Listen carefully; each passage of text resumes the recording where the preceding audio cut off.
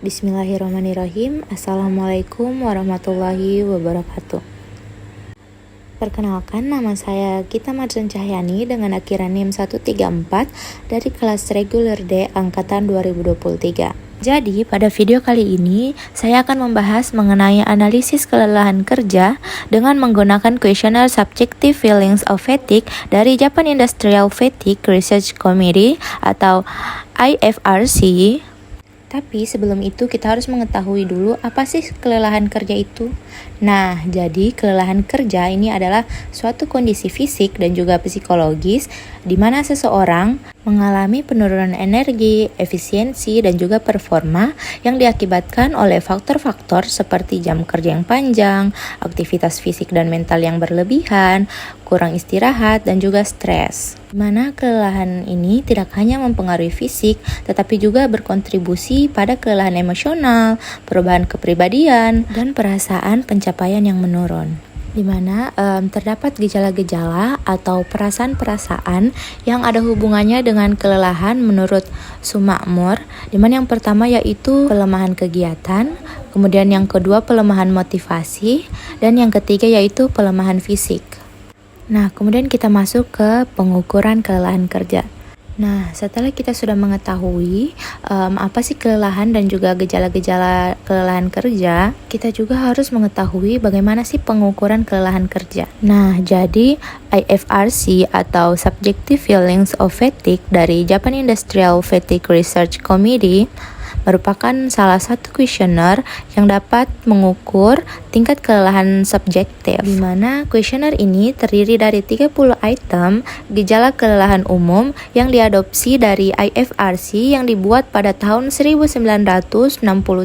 Nah, di mana 30 item gejala ini terdiri dari 10 item pertama mengindikasikan adanya pelemahan aktivitas, kemudian 10 item kedua pelemahan motivasi kerja, dan 10 item terakhir mengindikasikan kelelahan fisik atau kelelahan pada bagian tubuh. Nah, sekarang kita masuk pada bagian kuesioner IFRC yang saya berikan kepada responden saya. Di sini kita akan menganalisis kelelahan kerja pada responden saya, yaitu wanita yang berusia 48 tahun yang berprofesi sebagai guru di salah satu sekolah yang ada di Kabupaten Konawe Selatan. Nah, di sini responden saya bernama Ibu Zaharani yang berusia 48 tahun, di mana pekerjaannya adalah PNS, yaitu sebagai guru di salah satu sekolah yang ada di Kabupaten Konawe Selatan, yang mana Ibu Zaharani ini sudah bekerja selama kurang lebih 20 tahun, di mana setiap harinya durasi kerjanya itu adalah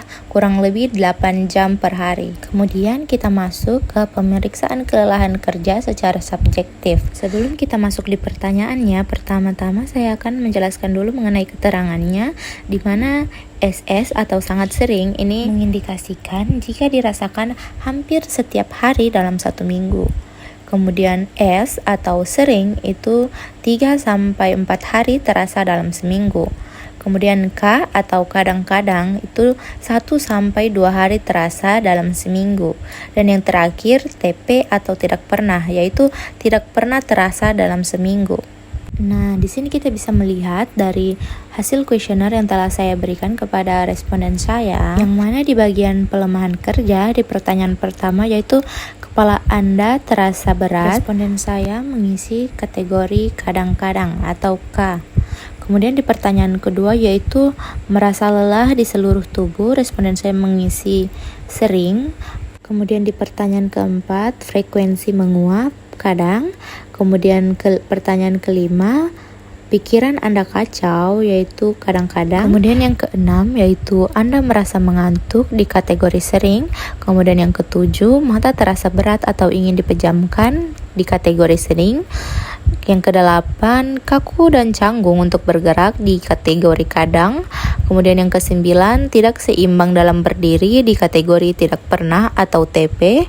Dan yang terakhir, merasa ingin berbaring di kategori sering.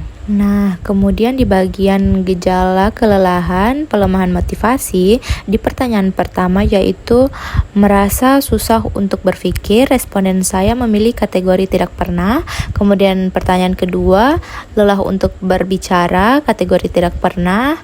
Merasa gugup, kategori tidak pernah. sulit untuk berkonsentrasi, tidak pernah. Kemudian yang kelima, sulit untuk memusatkan perhatian, tidak pernah. Kemudian yang keenam, kecenderungan untuk lupa, kadang-kadang. Kemudian yang ketujuh, kurang percaya diri, tidak pernah. Dan yang kedelapan, cemas terhadap sesuatu, tidak pernah. Yang kesembilan, tidak dapat mengontrol sikap, di kategori tidak pernah. Dan yang terakhir, tidak dapat tekun dalam bekerja, di kategori tidak pernah. Nah, selanjutnya kita di bagian gejala pelemahan fisik, dimana di pertanyaan pertama, sakit kepala, responden saya memberikan kategori kadang. Kemudian pertanyaan kedua, bahu terasa kaku, kategori sering. Kemudian yang ketiga, merasa nyeri di bagian punggung, sering. Kemudian yang keempat, sesak nafas atau sulit untuk bernafas, di kategori tidak pernah. Kemudian yang kelima, merasa haus, di kategori kadang. Kemudian yang keenam, suara serak, di kategori tidak pernah. Dan yang ketujuh itu merasa pening atau pusing, di kategori kadang. Dan yang kedelapan, kelopak mata terasa berat, di kategori kadang. Yang kesembilan, gemetar pada bagian tubuh tertentu, di kategori tidak pernah. Dan yang terakhir yaitu merasa kurang sehat, di kategori kadang. Nah, berdasarkan jawaban dari responden saya, untuk kuesioner IFRC itu terbagi menjadi 4 kategori. Sama seperti yang sebelumnya, yaitu yang pertama, sangat sering atau SS, di mana sangat sering ini diberi nilai 4. Kemudian di kategori yang kedua, yaitu S atau sering, diberi nilai 3. Kemudian di kategori yang ketiga, yaitu K atau kadang-kadang, diberi nilai 2. Dan yang terakhir, yaitu kategori TP atau tidak pernah, diberi nilai 1. Nah, jadi setelah mengetahui nilai dari keempat kategori jawaban kuesioner IFRC tersebut, kita dapat menyimpulkan bahwa di gejala pelemahan kegiatan, di pertanyaan pertama yaitu dengan kategori kadang mendapatkan nilai 2, pertanyaan kedua juga kategori kadang mendapatkan nilai 2, pertanyaan ketiga kategori sering mendapatkan nilai 3, pertanyaan keempat di kategori kadang mendapatkan nilai 2, pertanyaan kelima di kategori kadang mendapatkan nilai 2. Kemudian di pertanyaan ke-6 mendapatkan kategori sering mendapatkan nilai 3. Kemudian pertanyaan ke-7 dengan kategori sering mendapatkan nilai 3 juga. Dan yang ke-8 yaitu di kategori kadang mendapatkan nilai 2. Pertanyaan yang ke-9 itu di kategori tidak pernah atau TP mendapatkan nilai 1. Dan yang terakhir di pertanyaan ke-10 pada kategori sering itu mendapatkan nilai 3. Nah, setelah kita menjumlahkan dari 10 item pertanyaan tersebut, kita mendapatkan nilai 23. Nah, selanjutnya yaitu pada gejala pelemahan motivasi, di mana responden saya menjawab pada pertanyaan pertama yaitu dengan kategori TP diberi nilai 1, kemudian yang kedua TP juga diberi nilai 1, kemudian yang ketiga kategori tidak pernah juga nilainya 1, kemudian yang keempat itu kategori TP juga tidak pernah diberi nilai 1, kemudian yang kelima kategori TP nilainya 1, yang keenam kategori kadang nilainya 2, kemudian yang ketujuh yaitu kategori tidak pernah nilai 1, kemudian yang ke-8 yaitu kategori tidak pernah nilai 1, yang ke-9 juga kategori tidak pernah dengan nilai 1, dan yang terakhir di pertanyaan ke-10 itu di kategori tidak pernah diberi nilai 1. Nah, sama seperti yang sudah kita lakukan sebelumnya, kita akan menjumlahkan ke-10 nilai item pertanyaan tersebut, di mana di pelemahan motivasi ini kita mendapatkan total 11. Nah, dan yang terakhir itu di gejala pelemahan fisik, di mana pada pertanyaan pertama responden saya memberikan jawaban di kategori kadang yang diberi nilai 2, kemudian pertanyaan kedua yaitu sering diberi nilai 3, kemudian yang ketiga kategori sering nilainya juga 3, kemudian yang keempat kategori tidak pernah nilainya 1, dan yang kelima yaitu kategori kadang nilai 2, yang keenam kategori tidak pernah nilai 1, yang ketujuh kategori kadang nilainya 2, Kemudian yang ke-8 kategori kadang nilainya juga 2. Kemudian yang ke-9 kategori tidak pernah nilainya 1, dan yang terakhir kategori kadang nilainya 2. Nah, kemudian sama seperti sebelum-sebelumnya, kita akan menjumlahkan ke 10 item pertanyaan tersebut, yang mana hasilnya adalah 19. Nah, setelah kita sudah mengetahui jumlah atau total skor dari masing-masing ketiga kategori gejala kelelahan ini, kita akan menjumlahkan total ketiganya. Yang mana pada gejala kelemahan kegiatan itu kita mendapatkan total skor itu 23.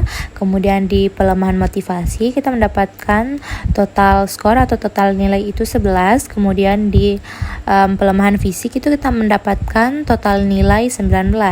Nah, yang mana jika dijumlahkan ketiganya itu mendapatkan nilai total skor sebanyak 59. Nah, jadi berdasarkan hal itu dapat diinterpretasikan bahwa responden saya yaitu Ibu Zaharani yang berusia 48 tahun yang berprofesi sebagai guru di salah satu sekolah yang ada di Kabupaten Konawe Selatan, tingkat kelelahannya itu berada di tingkat kedua dengan total skor individu yaitu di rentan 53 sampai 75. Di mana responden saya ini total skornya itu adalah 53, yang artinya dia berada di klasifikasi kelelahan sedang, yang menunjukkan bahwa adanya penurunan aktivitas, motivasi, dan juga kondisi fisik yang memerlukan perhatian, yang dimana mungkin diperlukan tindakan perbaikan di kemudian hari. Itulah tadi video penjelasan dari saya. Lebih dan kurangnya mohon dimaafkan. Dan juga mohon maaf jika video dari saya durasinya terlalu panjang. Dan terima kasih yang sudah menonton sampai akhir. Saya tutup dengan ucapan wabillahi taufiq wal hidayah. Wassalamualaikum warahmatullahi wabarakatuh.